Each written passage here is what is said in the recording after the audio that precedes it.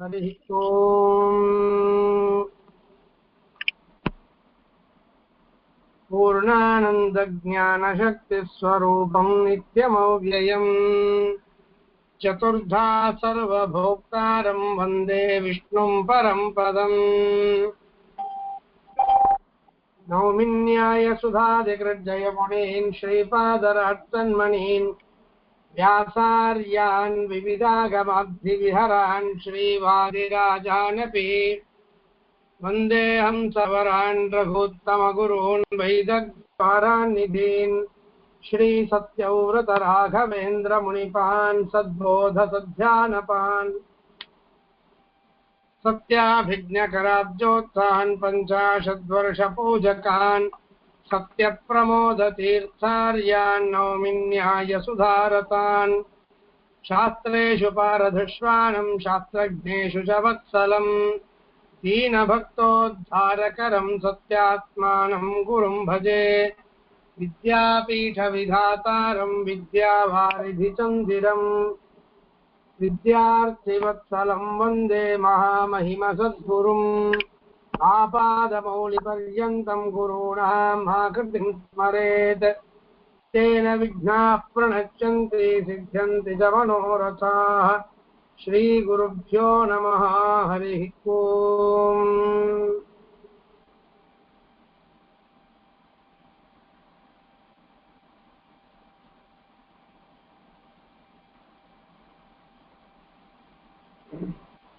श्रीगुरुभ्यो नमः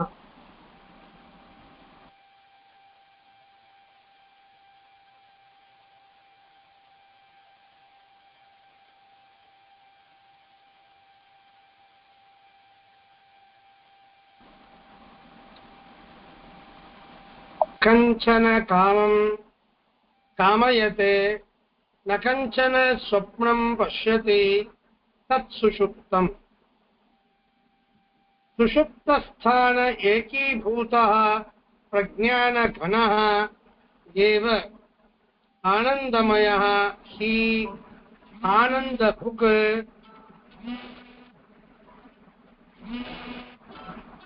चेतोमुखः प्राज्ञस्तृतीयः पादः हरे नमः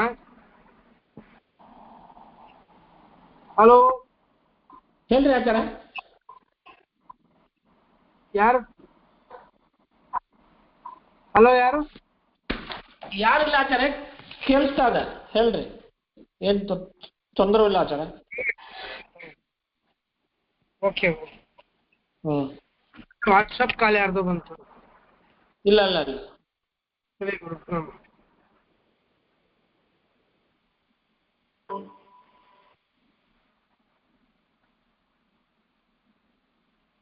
ಹರೇ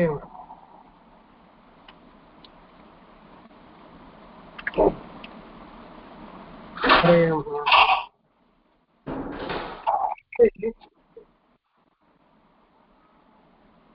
प्राज्ञस्य स्थानादि प्रतिपादनाय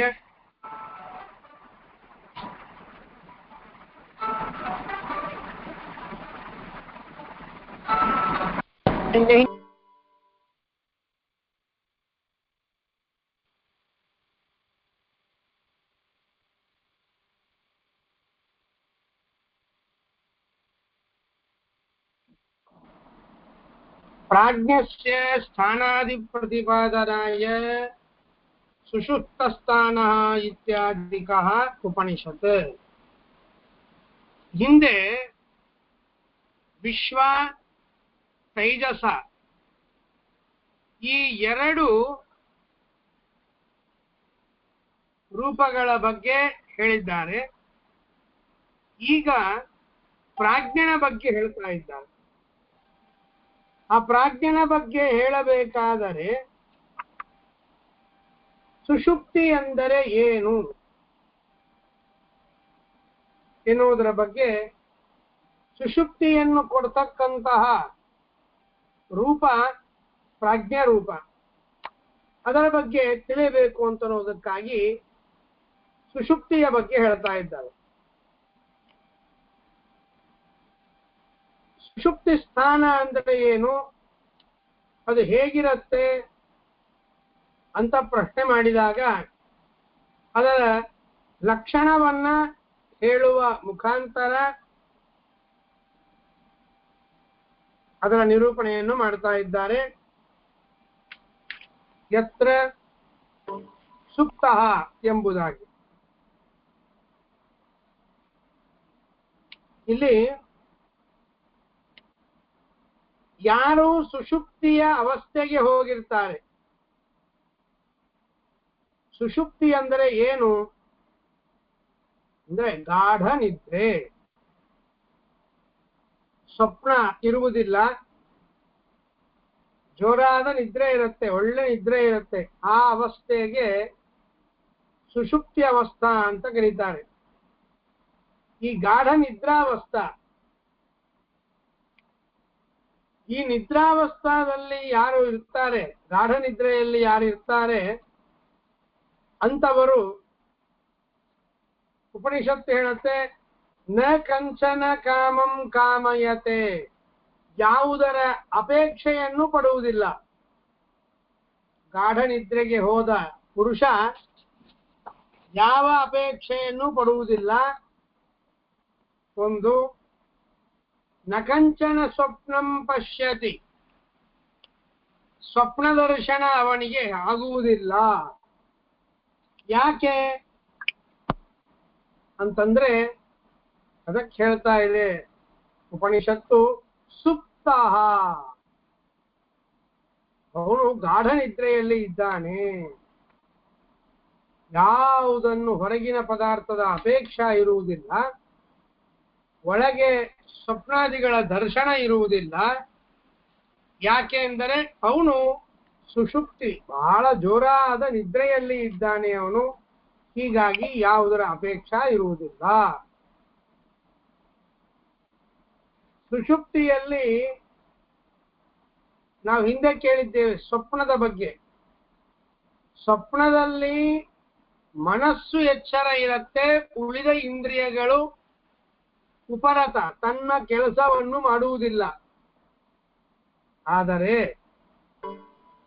ಈ ಸುಷುಪ್ತಿ ಅಂತನ್ನುವ ಏನೊಂದು ಅವಸ್ಥಾ ಇದೆಯಲ್ಲ, ಈ ಸುಷುಪ್ತಿಯ ಅವಸ್ಥೆ ಅಂದ್ರೆ ಗಾಢ ನಿದ್ರೆಯ ಅವಸ್ಥೆಯಲ್ಲಿ ಮನಸ್ಸೇ ಮೊದಲಾದ ಎಲ್ಲಾ ಇಂದ್ರಿಯಗಳು ಕೂಡ ಉಪರತ, ತಮ್ಮ ಕೆಲಸವನ್ನು ಮಾಡದೆ ಸುಮ್ಮನಿರ್ತದೆ.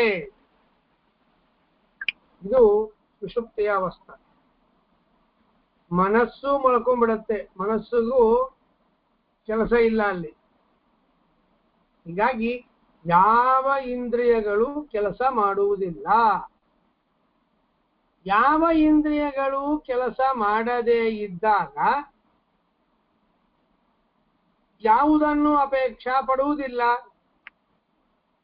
ಮತ್ತು ಮನಸ್ಸು ಎಚ್ಚರ ಇದ್ದರೆ ಸ್ವಪ್ನ ಕಾಣಬೇಕು, ಮನಸ್ಸು ಎಚ್ಚರ ಇರುವುದಿಲ್ಲ, ಹೀಗಾಗಿ ಸ್ವಪ್ನವನ್ನು ನೋಡುವುದಿಲ್ಲ. ಗಾಢ ನಿದ್ರಾವಸ್ಥಾ, ಇಂಥ ಅವಸ್ಥೆಯಲ್ಲಿ ಜೀವ ಹೋಗಿರ್ತಾನೆ. ಇದನ್ನೇ ಶ್ರೀಮದಾಚಾರ್ಯರು ಸುಷುಪ್ತಂತು ತಮೋಜ್ಞೇಯಂ ಹರಿಂ ಪ್ರಾಪ್ಯತು ಹರಿಂ ಪ್ರಾಪ್ಯ ತದಾವೃತಃ ಎಂಬುದಾಗಿ ಹೇಳ್ತಾ ಇದ್ದಾರೆ. ಯಾಕೆ ಈ ಜೀವ ಗಾಢ ನಿದ್ರೆ ಅವಸ್ಥೆಯಲ್ಲಿ ಇದ್ದಾಗ ಏನನ್ನು ನೋಡುವುದಿಲ್ಲ, ಅಪೇಕ್ಷಾ ಪಡುವುದಿಲ್ಲ ಅಂತ ಕೇಳಿದರೆ ಪ್ರಮಾಣದಿಂದ ವ್ಯಾಖ್ಯಾನ ಮಾಡುತ್ತಾರೆ. ಸುಪ್ತ ಅಂದ್ರೆ ನಿದ್ರೆಯನ್ನೇ, ಗಾಢ ನಿದ್ರೆಯನ್ನು ಸುಷುಪ್ತಿ ಅಂತಾರೆ. ಆ ಪ್ರಸಂಗದಲ್ಲಿ ಅಜ್ಞಾನದಿಂದ ಮುಚ್ಚಿರ್ತಾನೆ. ಗಾಢ ನಿದ್ರಾ ಅಂತನ್ನುವುದು ಅಜ್ಞಾನದ ಕೆಲಸ,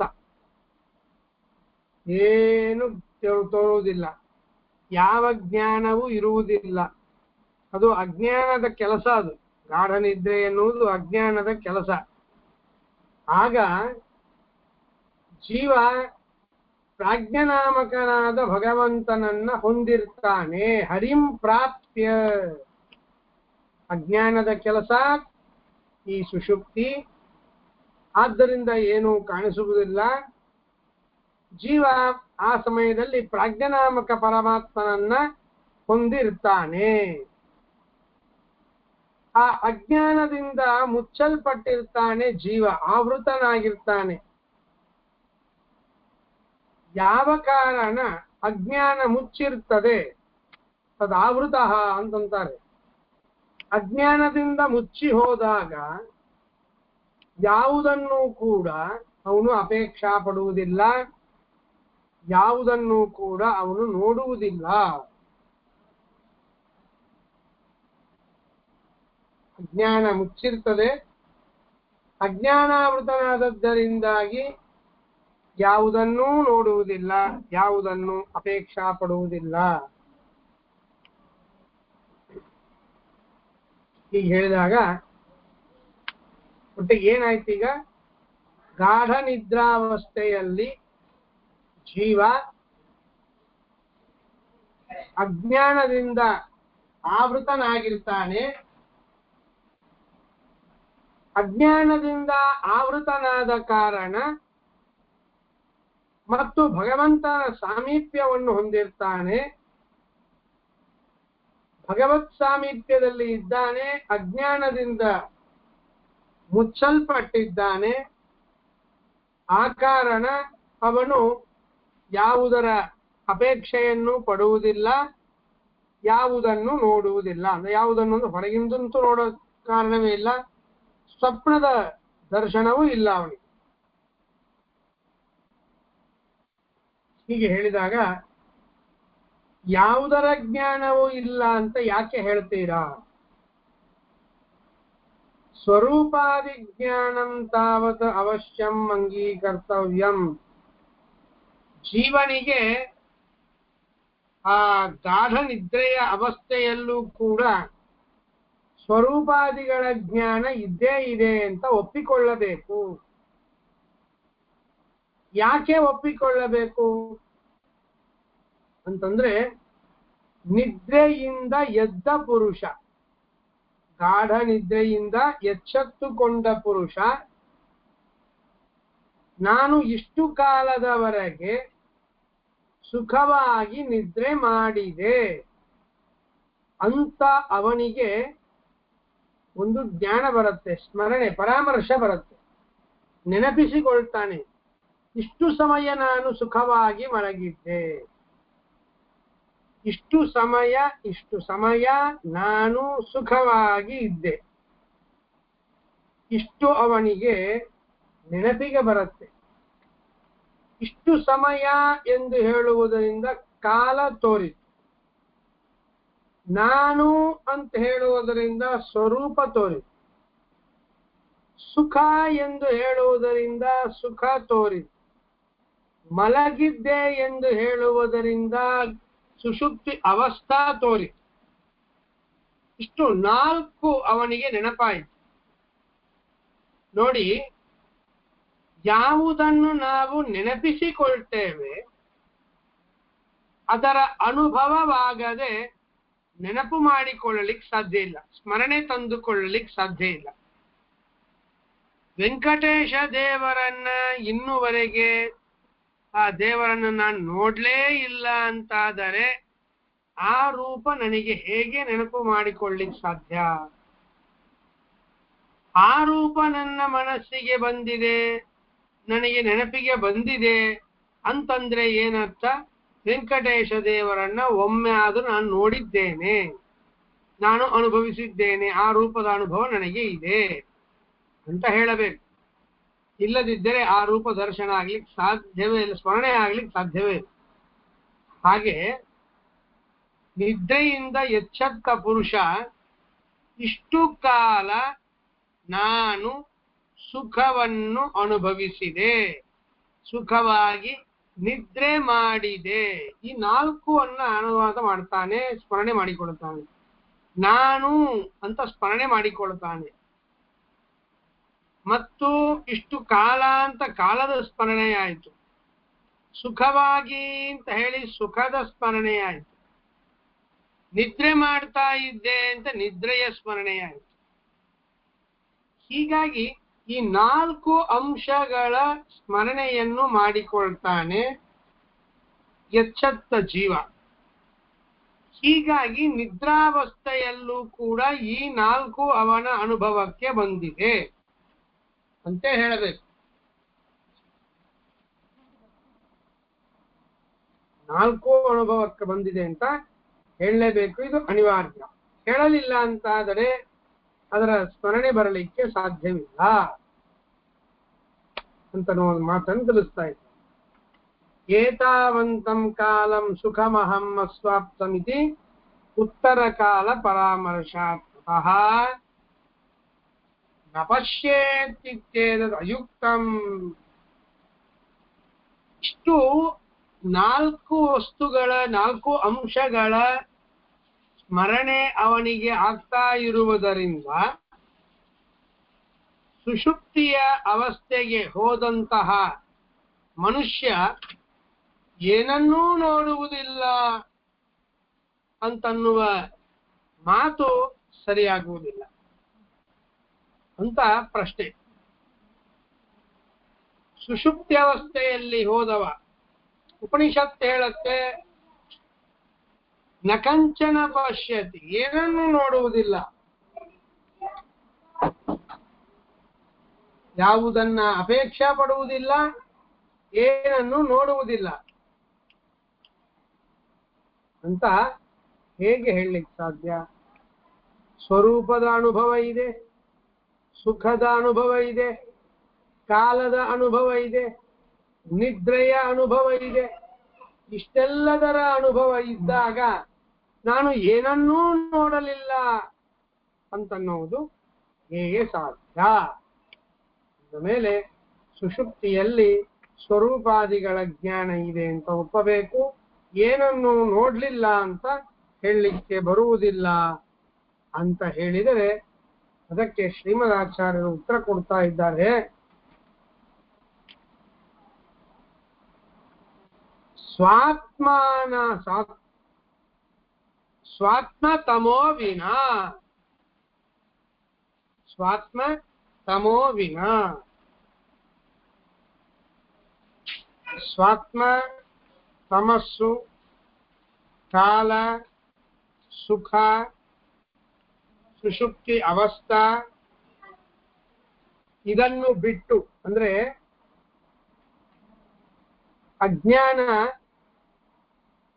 ತಾನು ತಮಸ್ಸು ಹಾಗೂ ಸುಷುಪ್ತಿ ಅವಸ್ಥಾ, ಸುಖ, ಕಾಲ ಈ 5 ಪದಾರ್ಥವನ್ನು ಬಿಟ್ಟು ಬೇರೆ ಯಾವುದನ್ನೂ ನೋಡುವುದಿಲ್ಲ ಅಂತನ್ನೋದೇ ಅರ್ಥ. ನಿಧಾನ ತಿಳ್ಕೊಳ್ಳೋಣ. ಏನನ್ನೂ ನೋಡುವುದಿಲ್ಲ ಎನ್ನುವುದಕ್ಕೆ ಅರ್ಥ ಏನು? ತಾನು ತನ್ನ ಸುಖ, ಕಾಲ, ಸ್ವಪ್ನಾವಸ್ಥಾ, ತಮಸ್ಸು, ಇಷ್ಟು, ತಮಸ್ಸು ಅಂದ್ರೆ ಅಜ್ಞಾನ, ಇಷ್ಟು ಬಿಟ್ಟು ಉಳಿದಿದ್ದನ್ನು ನೋಡುವುದಿಲ್ಲ.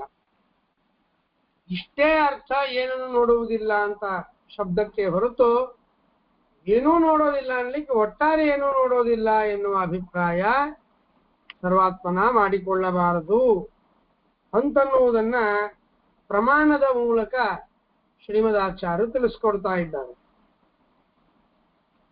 ನಕಾಮಯೇನ್ನೈವ ಪಶ್ಯೇತ್ ಜೀವಃ ಸ್ವಾತ್ಮ ತಮೋ ವಿನಾ ಎಂಬುದಾಗಿ.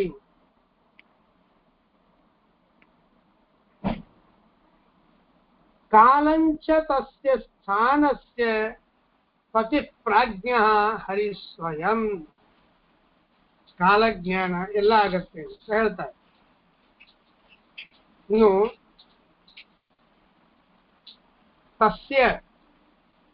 ತಸ್ಯ ಅಂದ್ರೆ ಅಜ್ಞಾನದ ಕಾರ್ಯವಾದ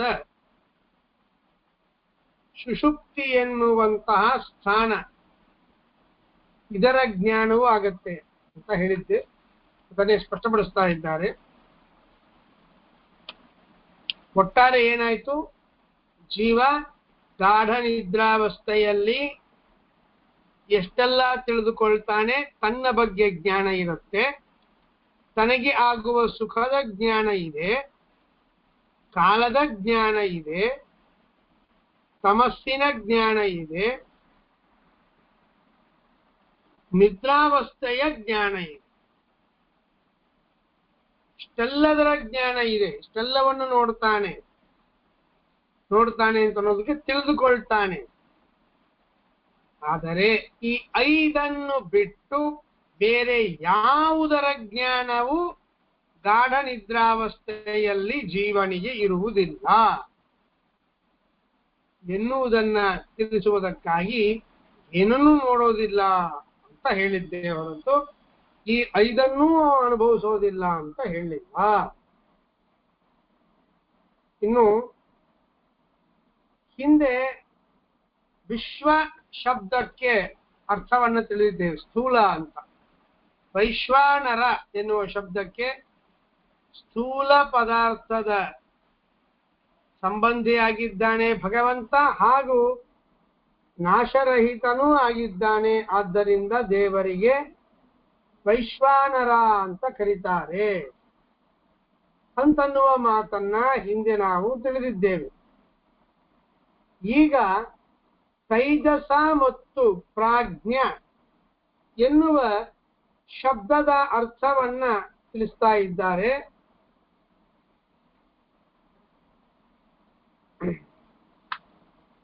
ಚಿತ್ತಸ್ಥೋ ದರ್ಶಯೇತ್ ತಸ್ಮಾತ್ ತೈಜಸಃ ಸ್ವಪ್ನಕೃದ್ ಹರಿಹಿ ಎಂಬುದಾಗಿ.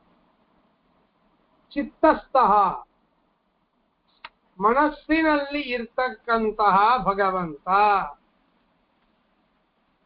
ದೇವರು ಮನಸ್ಸಿನಲ್ಲಿ ಇದ್ದುಕೊಂಡು ಅದ್ಭುತವಾದ ಪದಾರ್ಥಗಳನ್ನ, ವಾಸನಾಮಯ ಪದಾರ್ಥಗಳನ್ನ ನಿರ್ಮಾಣ ಮಾಡಿ ನಮಗೆ ತೋರಿಸ್ತಾನೆ, ಫಿಲಂ ತೋರಿಸ್ತಾನೆ.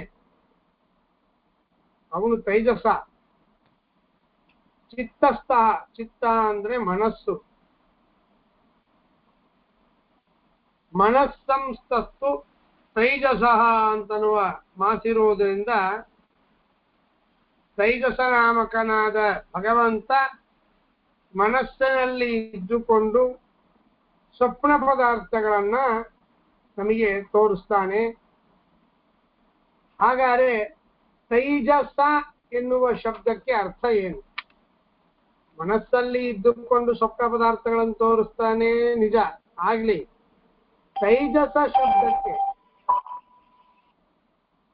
ವಿಶ್ವ ಶಬ್ದಕ್ಕೆ ನಾವು ಅರ್ಥವನ್ನು ತಿಳಿದಿದ್ದೇವೆ. ತೈಜಸ ಶಬ್ದಕ್ಕೆ ಅರ್ಥ ಏನು ಅಂತಂದಾಗ,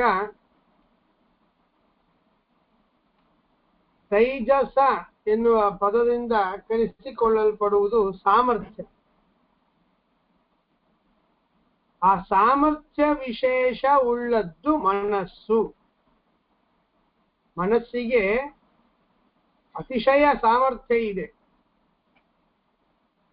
ತೈಜಸ ಪದದಿಂದ ಕರೆಸಿಕೊಳ್ಳಲ್ಪಡುವಂತಹ ಸಾಮರ್ಥ್ಯ ವಿಶೇಷ. ಆ ಸಾಮರ್ಥ್ಯ ವಿಶೇಷ ಅಂತನ್ನೋದು ಮನಸ್ಸಿಗೆ ಇದೆ. ಸಾಮರ್ಥ್ಯ ವಿಶೇಷ ಇದ್ದದ್ದರಿಂದ ಆ ಮನಸ್ಸಿನಲ್ಲಿ ಭಗವಂತ ಇದ್ದುಕೊಂಡು ಸ್ವಪ್ನ ಪದಾರ್ಥಗಳನ್ನ ತಿಳಿಸ್ತಾನೆ, ತೋರಿಸ್ತಾನೆ. ಆದ್ದರಿಂದ ಭಗವಂತನಿಗೆ ತೈಜಸ ಅಂತ ಕರೆಯುವುದು. ಏನು? ಮನಸ್ಸಿಗೆ ತೈಜಸ ಅಂತ ಕರೀತಾರೆ. ಯಾಕೆ ಅಂತಂದ್ರೆ ಅತಿಶಯ ಸಾಮರ್ಥ್ಯ. ಉಳಿದ ಇಂದ್ರಿಯಗಳಲ್ಲಿ ಇಲ್ಲದೆ ಇರುವ ಸಾಮರ್ಥ್ಯ ಮನಸ್ಸಿಗೆ ಇದೆ. ಹೀಗಾಗಿ ಮನಸ್ಸಿಗೆ ತೈಜಸ ಅಂತ ಕರೆಯೋದು.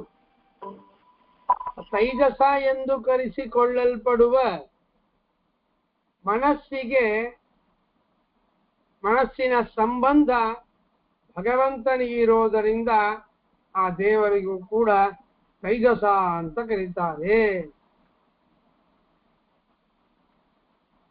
ಮಹಾ ತೇಜೋರೂಪಿ ಆಗಿದ್ದಾನೆ ಭಗವಂತ. ಹಾಗಾಗಿ ವಿಶ್ವ ಅಂತಂದ್ರೆ ಸ್ಥೂಲ ಪದಾರ್ಥಕ್ಕೆ ಸಂಬಂಧಪಟ್ಟಿದ್ದಾನೆ, ನಾಶರಹಿತನಾಗಿದ್ದಾನೆ ಅಂತ ಅರ್ಥ. ತೈಜಸ ಅಂತಂದ್ರೆ ಸಾಮರ್ಥ್ಯಾತಿಶಯವುಳ್ಳಂತಹ ಮನಸ್ಸುಗೆ ತೈಜಸ ಅಂತ ಕರೀತಾರೆ. ಆ ತೈಜಸವಾದ ಮನಸ್ಸಿನ ಸಂಬಂಧ ಭಗವಂತನಿಗೆ ಇರುವುದರಿಂದ ಭಗವಂತನಿಗೆ ತೈಜಸ ಅಂತ ಕರೀಬೇಕು. ಹೊರತು ಈ ಅಹಂಕಾರ ತತ್ವ ಇದೆ, ಈ ಅಹಂಕಾರ ತತ್ವಕ್ಕೂ ಕೂಡ ತೈಜಸ ಅಂತ ಕರೀತಾರೆ. ವೈಕಾರಿಕ, ತೈಜಸ, ತಾಮಸ.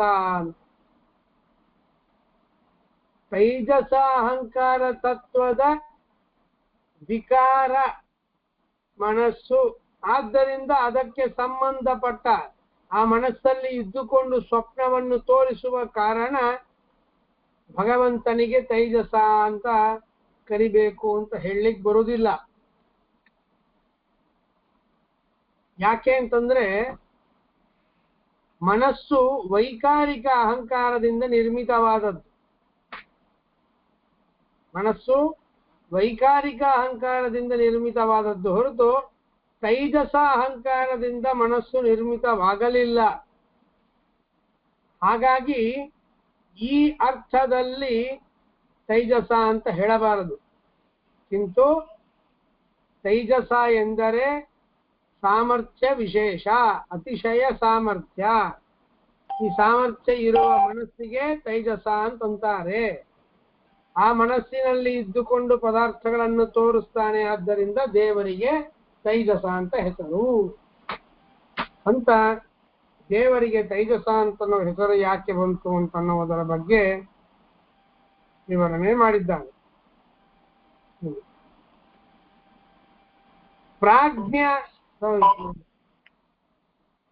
ಪ್ರಾಜ್ಞನಾಮಕ ಭಗವಂತನಿಗೆ ಪ್ರಾಜ್ಞ ಅಂತ ಹೆಸರು ಯಾಕೆ ಬಂತು ಅದರ ಬಗ್ಗೆ ಹೇಳ್ತಾ ಇದ್ದಾರೆ.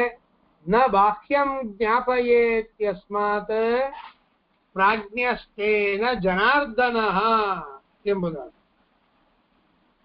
ನ ಬಾಹ್ಯಂ ಜ್ಞಾಪಯೇ ಅಂದ್ರೆ ಪ್ರಾಜ್ಞ, ಚೆನ್ನಾಗಿ, ನ ಜ್ಞಾಪಯತಿ ಇತಿ ಅಜ್ಞ, ಮಾಡಿಸಿಕೊಡೋದಿಲ್ಲ, ಜ್ಞಾನ ಮಾಡಿಸಿಕೊಡೋದಿಲ್ಲ. ಅಂದ್ರೆ ಜೀವ ಗಾಢ ನಿದ್ರಾವಸ್ಥೆಯಲ್ಲಿ ಏನನ್ನು ಈ ಹೇಳಿದ 5 ಪದಾರ್ಥವನ್ನು ಬಿಟ್ಟು ಬೇರೆ ಯಾವುದನ್ನು ನೋಡುವುದಿಲ್ಲ, ದೇವರು ನೋಡಿಸಿಕೊಡುವುದಿಲ್ಲ. ಯಾವ ಇಂದ್ರಿಯವು ಕೆಲಸ ಮಾಡದೇ ಇದ್ದಂತೆ ಮಾಡ್ತಾನೆ ಭಗವಂತ. ಪ್ರಕರ್ಷೇನ ಪ್ರಾಜ್ಞ. ಅಜ್ಞ ಅಂತಂದ್ರೆ ಅಜ್ಞಾನಿ ಅಂತ ಅರ್ಥ ಅಲ್ಲ, ಜ್ಞಾನ ಮಾಡಿಸಿಕೊಡುವುದಿಲ್ಲ, ಚೆನ್ನಾಗಿ ಜ್ಞಾನ ಮಾಡಿಸಿಕೊಡುವುದಿಲ್ಲ. ಪ್ರಕರ್ಷೇನ ನ ಜ್ಞಾಪಯತಿ ಇತಿ ಪ್ರಾಜ್ಞ ಅಂತ ವ್ಯುತ್ಪತ್ತಿ ತಿಳಿಸ್ತಾ ಇದ್ದಾರೆ. ಚೆನ್ನಾಗಿ ಯಾವುದರ ಜ್ಞಾನವೂ ಮಾಡಿಸಿಕೊಡುವುದಿಲ್ಲ. ಆದ್ದರಿಂದ ಭಗವಂತನಿಗೆ ಪ್ರಾಜ್ಞ. ವಿಶ್ವ ಅಂತಂದ್ರೆ ಸಕಲ ಸ್ಥೂಲ ಪದಾರ್ಥದ ಸಂಬಂಧಿ, ಆದ್ದರಿಂದ ವಿಶ್ವ. ತೈಜಸ ಅಂದ್ರೆ ಸಾಮರ್ಥ್ಯ ವಿಶೇಷವುಳ್ಳ ಮನಸ್ಸಿನಲ್ಲಿ ಇರ್ತಾನೆ, ಆದ್ದರಿಂದ ತೈಜಸ. ಪ್ರಾಜ್ಞ ಅಂದ್ರೆ ಯಾವುದರ ಜ್ಞಾನವನ್ನೂ ಮಾಡಿಸಿಕೊಡುವುದಿಲ್ಲ ಭಗವಂತ, ಆದ್ದರಿಂದ ಆ ದೇವರಿಗೆ ಪ್ರಾಜ್ಞ. ಹೀಗೆ 3 ರೂಪದ ಆ ವ್ಯುತ್ಪತ್ತಿ ಹೆಸರಿಗೆ ಕಾರಣವನ್ನ ಸ್ಪಷ್ಟವಾಗಿ ತಿಳಿಸಿಕೊಟ್ಟಿದ್ದಾರೆ. ಇನ್ನು ಏಕೀಭಾವಂ ವ್ರಜೇತಾಂ ಚ ತೇನ ವಿಶ್ವಸ್ಯ ತೈಜಸಃ. ಉಪನಿಷತ್ ಹೇಳುತ್ತೆ ಏಕೀಭೂತ ಪ್ರಜ್ಞಾನ ಘನಃ ಎಂಬುದು. ಏಕೀಭಾವ, ಅಭೇದ, ಯಾವುದರ ಜೊತೆಗೆ ಅಭೇದ ಅಂತ ಗೊತ್ತಾಗುವುದಿಲ್ಲ. ಅದಕ್ಕೆ ಪ್ರಮಾಣದಿಂದ ವ್ಯಾಖ್ಯಾನ ಮಾಡುತ್ತಾರೆ. ತೇನ ಏಕೀಭಾವ, ಏಕೀಭಾವಂ ವ್ರಜೇತಾಂ. ಜೀವ ಗಾಢ ನಿದ್ರೆಯಲ್ಲಿ ಇದ್ದಾಗ ವಿಶ್ವ, ತೈಜಸ ಈ 2 ರೂಪಗಳು, ಎಚ್ಚರವನ್ನು ಕೊಡುವ ರೂಪ, ಸ್ವಪ್ನವನ್ನು ಕೊಡುವ ರೂಪ, ಈ ಎರಡೂ ರೂಪಗಳು ಕೂಡ ಪ್ರಾಜ್ಞನ ಜೊತೆಗೆ ಐಕ್ಯವನ್ನ ಅಭೇದವನ್ನ ಹೊಂದಿಬಿಡುತ್ತದೆ, ಏಕೀಭಾವವನ್ನ ಹೊಂದುತ್ತದೆ. ಇದನ್ನೇ ಏಕೀಭೂತ ಅಂತ ಉಪನಿಷತ್ತು ಕರೆದಿದೆ. ಏಕೀಭೂತ ಪ್ರಜ್ಞಾನ ಘನ ಅಂತ ಉಪನಿಷತ್ತು ಹೇಳ್ತಾರೆ. ಪ್ರಜ್ಞಾನ ಘನ ಅಂದ್ರೆ ಪ್ರಜ್ಞಾನ ಅಂದ್ರೆ ಜ್ಞಾನ, ಘನ ಅಂದ್ರೆ ಅತಿ ಉತ್ತಮವಾದ ನಿಬಿಡವಾದ ಜ್ಞಾನ, ಜ್ಞಾನ ರೂಪ, ಜ್ಞಾನಾತ್ಮಕ, ಹೀಗೆಲ್ಲ ಅರ್ಥ ತೋರುತ್ತೆ. ಆ ಅರ್ಥ ಅಲ್ಲ ಅಂತ ಹೇಳ್ತಾ ಇದ್ದಾರೆ ಶ್ರೀಮದಾಚಾರ್ಯರು. ಘನ ಎಂದರೆ ಜೀವ. ಏಕೀಭೂತ ಸದಾ ಪ್ರಾಜ್ಞ ಘನ ಜೀವ ಸಮೋವೃತಃ. ಜೀವನನ್ನ ಘನ ಅಂತ ಕರೆಯೋದು.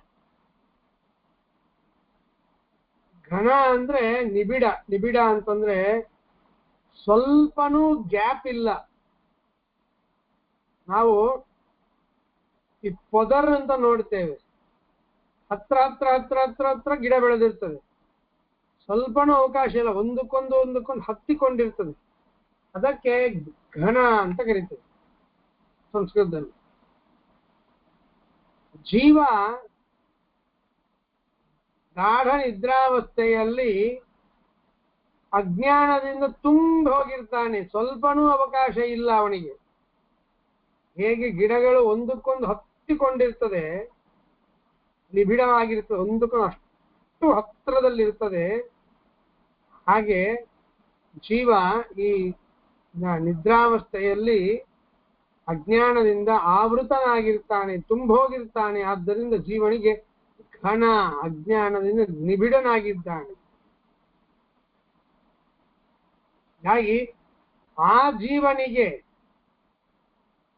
ತನ್ಮಾತ್ರಸ್ಯ ಅಜ್ಞಾನಾವೃತನಾಗಿರ್ತಕ್ಕಂತಹ ಆ ಜೀವನಿಗೆ ಸಕಾಲಸ್ಯ ಘನ ಪ್ರಜ್ಞ ಪ್ರದರ್ಶನ. ಪ್ರಜ್ಞ ಪ್ರದರ್ಶನ,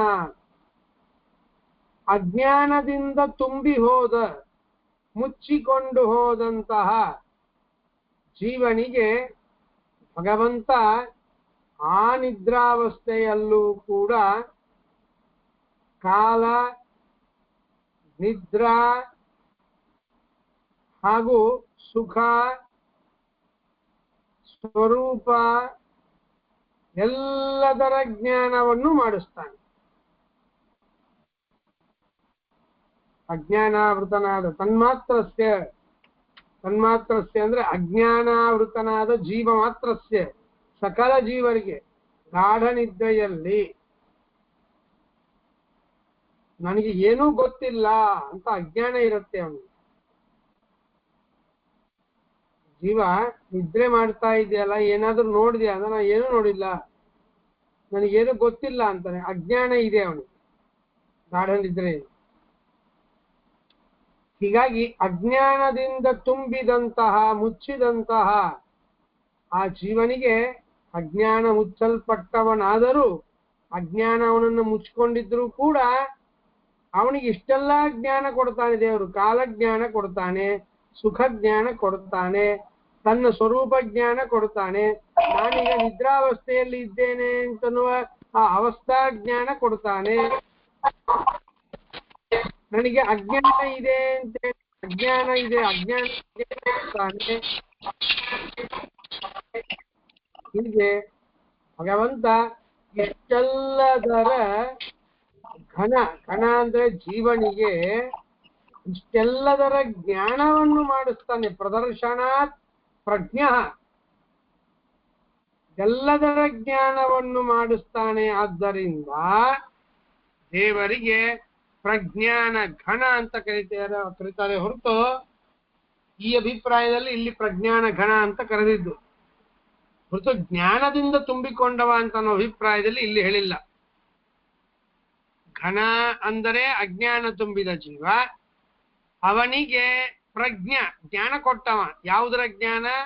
ಕಾಲ, ಸುಖ, ಸ್ವರೂಪ ಮತ್ತೆ ತಮಸ್ಸು ಅಂದ್ರೆ ಅಜ್ಞಾನ ಹಾಗೂ ನಿದ್ರಾವಸ್ಥಾ ಇಷ್ಟೆಲ್ಲದರ ಜ್ಞಾನ ಕೊಟ್ಟ ಕಾರಣ ಆ ದೇವರಿಗೆ ಪ್ರಜ್ಞಾನ ಘನ ಅಂತ ಕರೀತಾರೆ. ಉಪನಿಷತ್ತು ಪ್ರಜ್ಞಾನ ಘನ ಏವ ಅಂತ ಏವಕಾರವನ್ನು ಹೇಳ್ತಾ ಇದೆ. ಆ ಏವಕಾರಕ್ಕೆ ನಾವು ಬುದ್ಧಿಯಿಂದ ವಿವೇಕ ಮಾಡಿಕೊಂಡು ಘನ ಎನ್ನುವ ಶಬ್ದ ಇದೆಯಲ್ಲ, ಆ ಘನ ಎನ್ನುವ ಶಬ್ದ ಜೊತೆಗೆ ಇಟ್ಕೋಬೇಕು. ಹಾಗಾದ್ರೆ ಏನ್ ಅರ್ಥ ತೋರಿದಂತಾಯ್ತು? ಜೀವನಿಗೇನೆ ಅದರ ಜ್ಞಾನ ಮಾಡಿಸ್ತಾನೆ, ಕಾಲಾದಿಗಳ ಜ್ಞಾನ ಜೀವರಿಗೆ ಮಾಡಿಸಿಕೊಡ್ತಾನೆ ಭಗವಂತ. ಜೀವ ಅದರ ಜ್ಞಾನ ಮಾಡಿಕೊಂಡವನಾಗಿದ್ದಾನೆ ಎನ್ನುವ ಮಾತನ್ನ ತಿಳಿಸ್ತಾ ಇದ್ದಾನೆ. ಇನ್ನು ಉಪನಿಷತ್ ಹೇಳುತ್ತೆ ಆನಂದಮಯ ಅಂತ ಹೇಳುತ್ತೆ. ದೇವರನ್ನ ಆನಂದಮಯ ಅಂತ ಕರೀತಾ ಇದೆ. ಮಯ ಎನ್ನುವಂತ ಶಬ್ದ ಮಯಟ್ ಎನ್ನುವ ಪ್ರತ್ಯಯದಿಂದ ಬರುತ್ತೆ. ಮಯಟ್ ಎನ್ನುವ ಶಬ್ದ ಮೂರರ್ಥ. ಹೆಚ್ಚು, ಅತಿಯಾಗಿದೆ, ಹೆಚ್ಚಾಗಿದೆ ಎನ್ನುವ ಅರ್ಥದಲ್ಲೂ ಮಯಟ್ ಎನ್ನುವ ಪ್ರತ್ಯಯ ಬರ್ತದೆ. ಅಭೇದ ಎನ್ನುವ ಅರ್ಥದಲ್ಲಿ ಮಯಟ್ ಪ್ರತ್ಯಯ ಬರ್ತದೆ. ವಿಕಾರ ಎನ್ನುವ ಅರ್ಥದಲ್ಲಿ ಮಯಟ್ ಪ್ರತ್ಯಯ ಬರ್ತದೆ. ನಾವು ಇದನ್ನ ನಮ್ಮ ಕನ್ನಡ ಭಾಷೆಯಲ್ಲೂ ಕೂಡ ಉಪಯೋಗಿಸ್ತೇವೆ. ಉಪ್ಪಿಟ್ಟೇನಾಗಿದ್ರೆ ಉಪ್ಪುಮಯ ಅಂತಂತೇವೆ. ಉಪ್ಪುಮಯ ಏನರ್ಥ?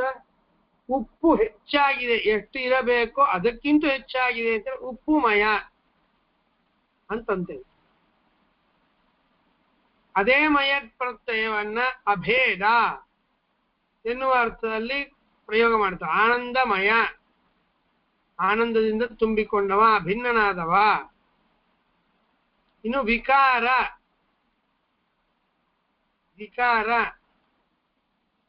ಇದು ಮರದ ಮಯ, ಮರಮಯ ನೋಡಪ್ಪ. ಅವ್ರ ಮನೆಯಲ್ಲೇ ಎಲ್ಲಾ ಮರಮಯ ಅಂದ್ರೆ ಎಲ್ಲಾ ಪದಾರ್ಥ ಮರಮಯ ಅಂತಂದ್ರೆ ಕಟ್ಟಿಗೆಮಯ ಅಂದ್ರೆ ಕಟ್ಟಿಗೆಯಲ್ಲೇ ಮಾಡಿದ್ದು, ಕಟ್ಟಿಗೆಯ ವಿಕಾರ ಉಳ್ಳಂತಹ ಪದಾರ್ಥವನ್ನೇ ಅವ್ರ ಮನೆಯಲ್ಲಿ ಇಟ್ಟಿದ್ದಾರೆ. ಮನೆ ತುಂಬಾ ಕಟ್ಟಿಗೆಮಯ. ಮನೆ ತುಂಬಾ ಕಟ್ಟಿಗೆಮಯ ಅಂತ ಕಟ್ಟಿಗೆ ತುಂಬೋಗಿದೆ ಅಂತ ಅರ್ಥ ಅಲ್ಲ. ಕಟ್ಟಿಗೆಯಿಂದ ಮಾಡಿದ ಬಾಗಿಲು, ತೋರಣ, ಇನ್ನು ಇತರ ಪದಾರ್ಥಗಳು ಎಲ್ಲ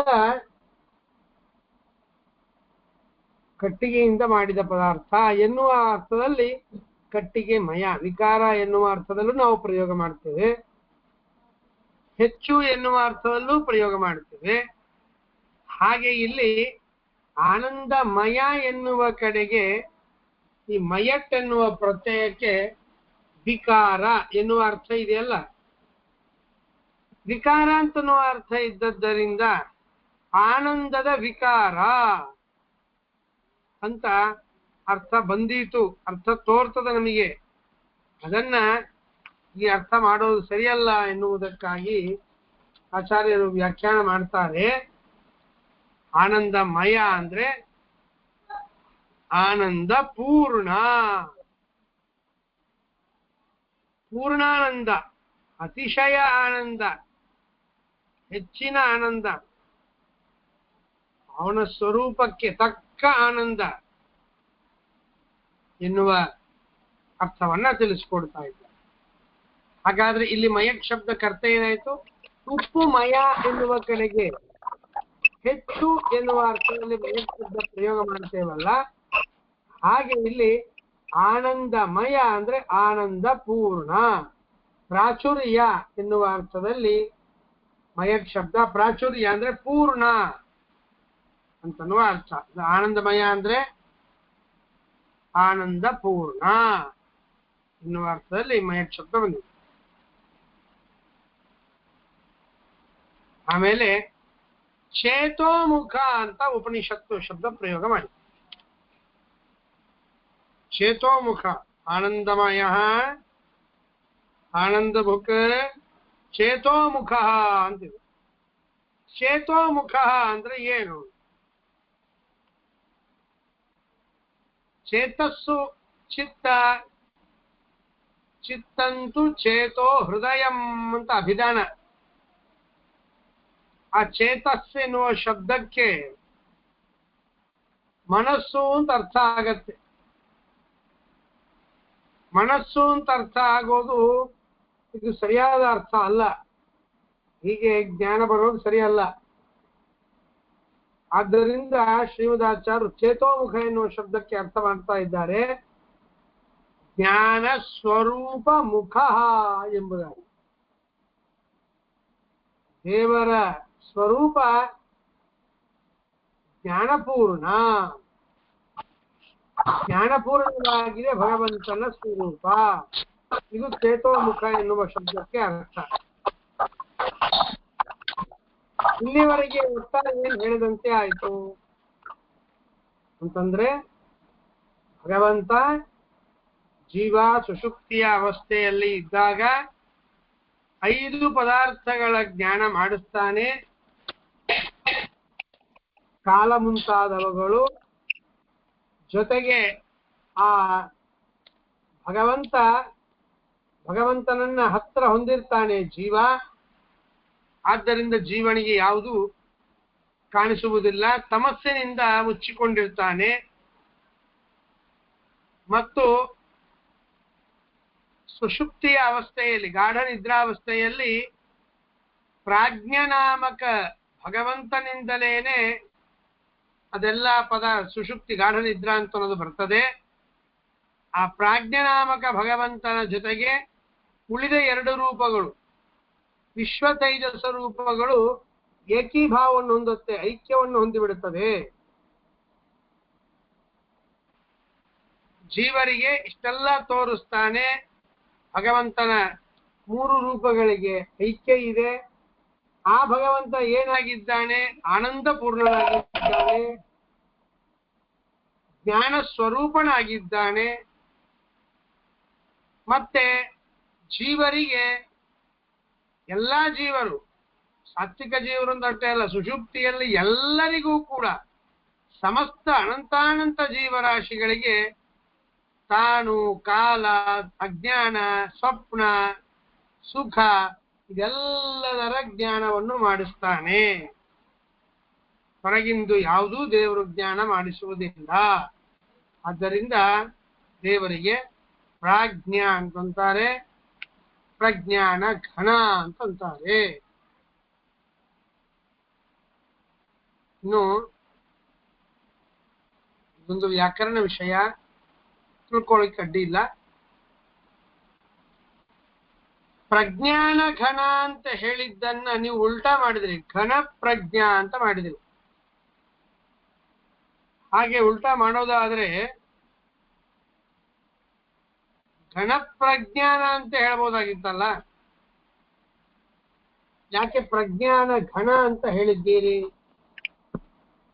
ಅಂತಂದ್ರೆ, ಅಲ್ಪಾಚಿತರಂ ಪೂರ್ವಂ ಅಂತನ್ನುವ ನಿಯಮದ ಪ್ರಕಾರ ಇಲ್ಲಿ ಹಿಂದು ಮುಂದೆ ಆಗಿದೆ ಅಂತ, ಅಜ್ಞಾಹಿತ ಅಹಿತಾಗ್ನಿ ಅಂತ ನಮ್ಮ ಕಡೆಗೆ ಅದಂತೆ ಪರಣಿಪಾತ ಆಗಿದೆ ಅಂತಂತಾರೆ. ಇರ್ಲಿ. ಇನ್ನು ಇಲ್ಲಿ ಉಪನಿಷತ್ತು ಹೇಳತ್ತೆ ಆನಂದ ಭುಕ್ ಅಂತ ಹೇಳ್ತಾ ಇದೆ. ಆನಂದ ಭುಕ್. ನಾವು 4 ಪ್ರಶ್ನೆ, ಕಾಮನ್ 4 ಪ್ರಶ್ನೆ. ಒಂದು, ಎಲ್ಲಿ ಇರ್ತಾನೆ, ಸ್ಥಾನ ಏನು. ಎರಡನೆಯದು, ಆ ರೂಪದ ವ್ಯಾಪಾರವೇನು. ಮೂರನೆಯದು, ಅದು ಹೇಗೆ ಇರತ್ತೆ, ಸ್ವರೂಪ ಏನು. ನಾಲ್ಕನೆಯದು, ಅದರ ಭೋಗವೇನು. ಸ್ಥಾನ ಹೃದಯ ಅಂತ ಇಟ್ಕೊಳ್ಳೋಣ. ಆ ಪ್ರಾಜ್ಞನಾಮಕ ಭಗವಂತ ಮಾಡುವ ಕೆಲಸ ಏನು, ವ್ಯಾಪಾರ ಏನು, ಹೊರಗಿನ ಯಾವುದರ, ಒಟ್ಟರ ಹೊರಗಿಂದು ಅಲ್ಲ, ಸ್ವಪ್ನವೂ ಅಲ್ಲ, ಯಾವ್ಯಾವುದರ ಜ್ಞಾನವನ್ನೂ ಮಾಡಿಸಿಕೊಡುವುದಿಲ್ಲ. ಫಿಕ್ಸ್ ಒಂದು 4-5 ಪದಾರ್ಥ ಜ್ಞಾನ ಬಿಟ್ಟರೆ ಬೇರೆ ಯಾವುದನ್ನೂ ಮಾಡಿಸಿಕೊಳ್ಳೋದಿಲ್ಲ. ಇದು ಪ್ರಾಜ್ಞನ ವ್ಯಾಪಾರ. ಪ್ರಾಜ್ಞ ಹೇಗಿದ್ದಾನೆ? ವಿಶ್ವ ತೈಜಸಕ್ಕೆ 19 ಮುಖಗಳು, 2 ಪಾದ, 4 ಕೈಗಳು, 1 ಆನೆಯ ಸೊಂಡಿಲು ಅಂತ ಹೇಳಿದರು. ಪ್ರಾಜ್ಞನಿಗೆ ರೂಪ ವಿಶೇಷ ಹೇಳಲಿಲ್ಲ. ಈಗ ಜ್ಞಾನಸ್ವರೂಪ ಅಂತ ಇಷ್ಟು ಹೇಳ್ತಾ ಇದ್ದಾರೆ. ಸರಿ, ಪ್ರಾಜ್ಞ ಭೋಗ ಮಾಡುವುದೇನು ಅಂತಂದ್ರೆ ಆನಂದವನ್ನು ಭೋಗ ಮಾಡ್ತಾನೆ. ವಿಶ್ವ ಏನು ಭೋಗ ಮಾಡ್ತಾನೆ? ಸ್ಥೂಲ ವಾಕ್ಯವನ್ನು ಇಂದ್ರಿಯಗಳಿಂದ ಭೋಗ ಮಾಡ್ತಾನೆ, ಜೀವನ ಇಂದ್ರಿಯದಿಂದ. ತೈಜಸ ಸ್ವಪ್ನದಲ್ಲಿಯ ಸುಖವನ್ನು ಭೋಗ ಮಾಡ್ತಾನೆ. ಪ್ರಾಜ್ಞ ಆನಂದವನ್ನು ಭೋಗ ಮಾಡ್ತಾನೆ. ಆನಂದ ಭುಕ್ ಅಂತ ಹೇಳಿದ್ರು. ಪ್ರಾಜ್ಞ ಆನಂದವನ್ನು ಭೋಗ ಮಾಡ್ತಾನೆ ಅಂದ್ರೆ ಹಾಗಾದ್ರೆ ವಿಶ್ವ ತೇಜಸ್ಸರು ಆನಂದವನ್ನು ಭೋಗ ಮಾಡುವುದಿಲ್ಲೇನು ಅಂತ ಪ್ರಶ್ನೆ ಬರ್ತದೆ. ವಿಶ್ವ ತೈಜಸ್ಸರು ಕೂಡ ಆನಂದವನ್ನೇ ಭೋಗ ಮಾಡ್ತಾ ಇದ್ದಾಗ ಪ್ರಾಜ್ಞನಿಗೆ ಮಾತ್ರ ಆನಂದ ಭೋಗ ಮಾಡ್ತಾನೆ ಅಂತ ಹೇಳುವುದರಲ್ಲಿ ಏನು ವಿಶೇಷ ಇದೆ ಅಂತಂದ್ರೆ ಅದಕ್ಕೆ ಶ್ರೀಮದಾಚಾರ್ಯ ಹೇಳ್ತಾರೆ, ಹಂಗಲ್ಲ, ವಿಷಯ ಭೋಗಂ ವಿನ ಆನಂದ ಮಾತ್ರ ಭುಕ್ತ್ವಾತ್ ಆನಂದ ಭುಕ್ ಅಂತ ಹೇಳ್ತಾ ಇದ್ದಾನೆ. ವಿಶ್ವ ಹೊರಗಿನ ಪದಾರ್ಥವನ್ನ ನೋಡ್ತಾನೆ, ವಿಷಯ ಭೋಗ ಇದೆ. ತೈಜಸನಿಗೆ ಆ ಸ್ವಪ್ನ ಪದಾರ್ಥ ಇದೆ. ಪ್ರಾಜ್ಞನಿಗೆ ಯಾವ ಪದಾರ್ಥವೂ ಇಲ್ಲ. ವಿಷಯ ಭೋಗವಿಲ್ಲದೆ ಕೇವಲ ಆನಂದ ಮಾತ್ರ ಭೋಗ ಮಾಡುವ ಕಾರಣ ಆನಂದ ಭುಕ್ ಅಂತ ಹೇಳಿದೆಯೇ ಹೊರತು ಉಳಿದ ವಿಶ್ವ ತೈಜಸ್ಸರು ಆನಂದವನ್ನು ಭೋಗ ಮಾಡೋದಿಲ್ಲ. ಪ್ರಾಜ್ಞ ಮಾತ್ರ ಆನಂದವನ್ನು ಭೋಗ ಮಾಡ್ತಾನೆ ಎನ್ನುವ ಅಭಿಪ್ರಾಯದಲ್ಲಿ ಹೇಳಿದ್ದಲ್ಲ. ವಿಶ್ವ ತೈಜಸ ಪ್ರಾಜ್ಞ ತುರಿಯ ಎಲ್ಲರೂ ಆನಂದವನ್ನೇ ಭೋಗ ಮಾಡ್ತಾರೆ. ವಿಶ್ವ ತೈಜಸರಿಗೆ ಬಾಹ್ಯ ಪದಾರ್ಥಗಳು ವಿಷಯಗಳಿದೆ, ಬಾಹ್ಯ ಪದಾರ್ಥದ ವಿಷಯ ಇದೆ. ಆದರೆ ಪ್ರಾಜ್ಞನಿಗೆ ಯಾವ ವಿಷಯ ಇಲ್ಲ. ಆದ್ದರಿಂದ ಆನಂದ ಭುಕ್ ಎಂಬುದಾಗಿ ಪ್ರಾಜ್ಞನಿಗೆ ಹೇಳ್ತಾ ಇದ್ದಾರೆ. ಇನ್ನು ಆನಂದ ಮಾತ್ರ ಭೋಗ ಮಾಡ್ತಾನೆ. ಆನಂದ ಮಾತ್ರತ್ವ ಚೇತೋಮುಖತ್ವ ಸರ್ವಜ್ಞತ್ವ ಸರ್ವೇಶ್ವರತ್ವಾದಿ ಚತುಷ್ಟಯೇಪಿ ಸಮಂ.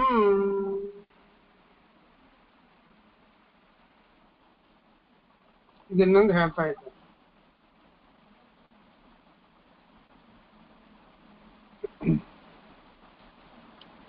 ಸುಷುಪ್ತಿ ಸ್ಥಾನದಲ್ಲಿ ಐಕ್ಯವನ್ನು ಹೊಂದಿರತಕ್ಕಂತಹ 3 ರೂಪಗಳು, ಇವುಗಳಿಗೆ ಚೇತೋಮುಖತ್ವ ರೂಪವನ್ನು ಹೇಳಿ. ಪ್ರಾಜ್ಞನಾಮಕ ಭಗವಂತನಿಗೆ ಆನಂದ ಸ್ವರೂಪ ಅಂತ ಹೇಳಿದ್ದಾರೆ. ಚೇತೋಮುಖತ್ವ, ಆನಂದಮಯತ್ವ ಎನ್ನುವ 2 ವಿಶೇಷಣವನ್ನ ಪ್ರಾಜ್ಞನಿಗೆ ಹೇಳಿದ್ದಾರೆ. ವಿಶ್ವ ತೈಜಸರಿಗೆ ಹೇಳ್ತಾ ಇದ್ದಂತೆ ಪ್ರಾಜ್ಞನಿಗೂ ಕೂಡ ವಿಶೇಷಣ ಕೊಟ್ಟರು, ಆನಂದಮಯ ಚೇತೋಮುಖ ಎಂಬುದಾಗಿ. ಈ 2 ವಿಶೇಷಣಗಳು ಬರೀ ಪ್ರಾಜ್ಞನಾಮಕ ಭಗವಂತನಿಗೆ ಅಷ್ಟೇ ಇವೆ ಹೊರತು ವಿಶ್ವ ತೈಜಸರಿಗೆ ಇಲ್ಲ ಅಂತ ತಿಳಿಯಬೇಡಿ.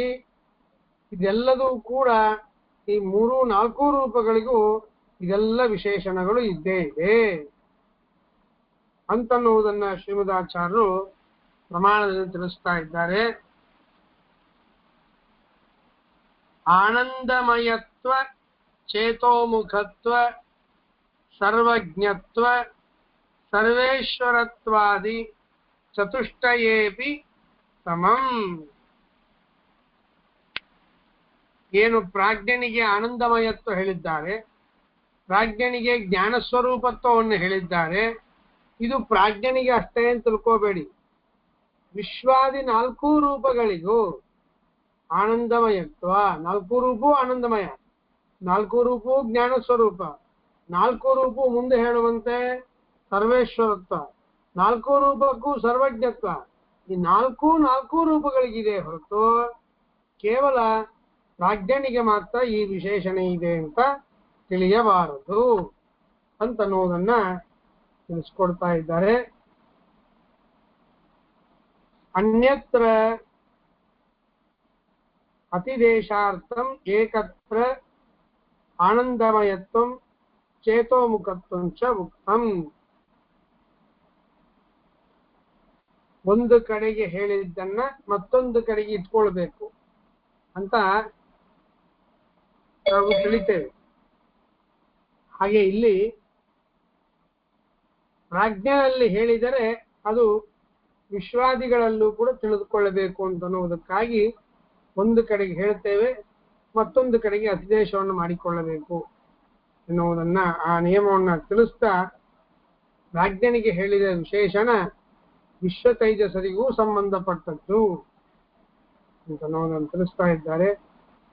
ಒಟ್ಟಿಗೆ ಅಭಿಪ್ರಾಯವಿಷ್ಟೇ, ಪ್ರಾಜ್ಞಾನಾಮಕ ಪರಮಾತ್ಮನ ಹತ್ತಿರ ಜೀವ ಇರ್ತಾನೆ, ಜೀವನಿಗೆ ಅಜ್ಞಾನ ಮುಚ್ಚಿಕೊಂಡಿರ್ತದೆ.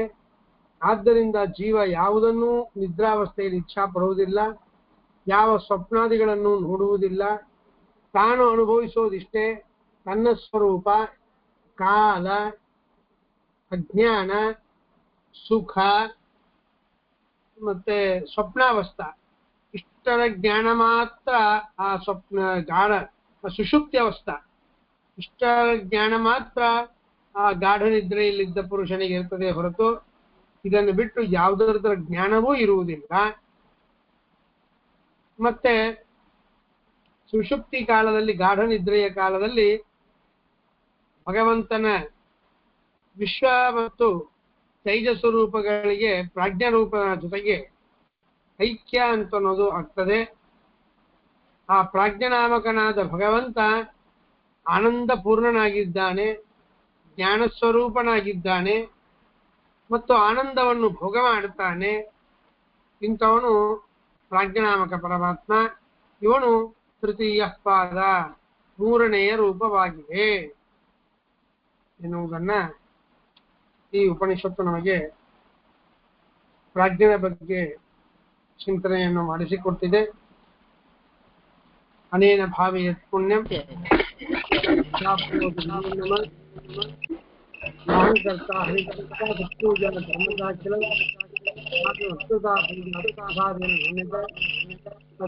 ತತ್ಫಲಂ ಮತ್ತಂ ಪ್ರಸಾದ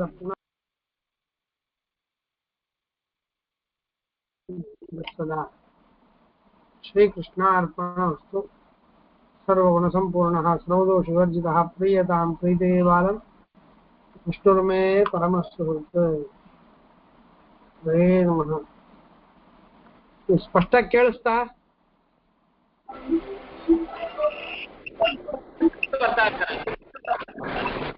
ಸರಿ ಆಚಾರ್ಯ. ರೆಕಾರ್ಡ್ ಇದು ಮಾಡ್ತೀನಿ.